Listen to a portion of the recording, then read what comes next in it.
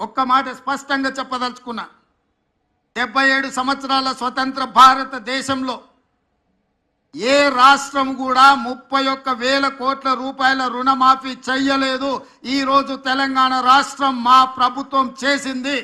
ఇది దేశ చరిత్రలోనే రికార్డ్. ఈ రికార్డ్ రైతుల కోసమే చేసినాము, రైతులను ఆదుకోవాలన్న ఆలోచనతో చేసినాము. ఇవాళ మేము రుణమాఫీ చేసినామంటే ఎన్నికలు లేవు, మేము ఓట్లు అడగడం లేదు. ఎన్నికలు ఉన్నప్పుడు ఓట్లు అడిగినప్పుడు రాజకీయ పార్టీలు ఇట్లాంటి నిర్ణయాలు చేస్తాయి తప్ప రాజకీయ ప్రయోజనం లేకుండా రైతు ప్రయోజనం కోసం ఎప్పుడు జరగలే. కానీ మేము రైతు ప్రయోజనానికి ప్రాధాన్యత ఇవ్వాలన్న ఆలోచనతో ఏ ఓట్లు లేనప్పుడు, ఏ సీట్లకు ఎన్నికలు జరగనప్పుడు ఈరోజు ఈ కార్యక్రమాన్ని తీసుకోవడం ద్వారా రైతులకు అండగా నిలబడతామన్న విశ్వాసాన్ని మేము కల్పించదలుచుకున్నాం.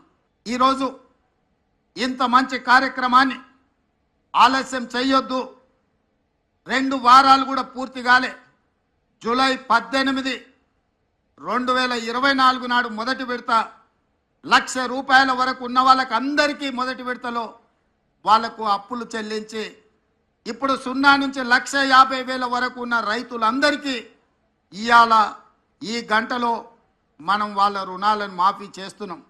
నెల తిరగక ముందే 0 నుంచి 1,50,000 వరకు ఉన్న దాదాపుగా 18 లక్షల మంది రైతుల రుణాలను మాఫీ చేసి మా చిత్తశుద్ధిని నిరూపించుకున్నాం.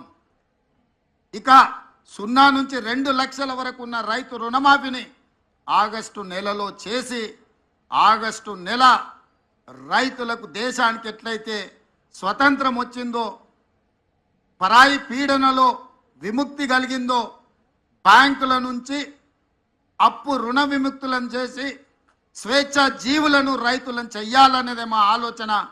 జూలై నెల, ఆగస్టు నెల చరిత్రలో లిఖించదగిన నెలలు.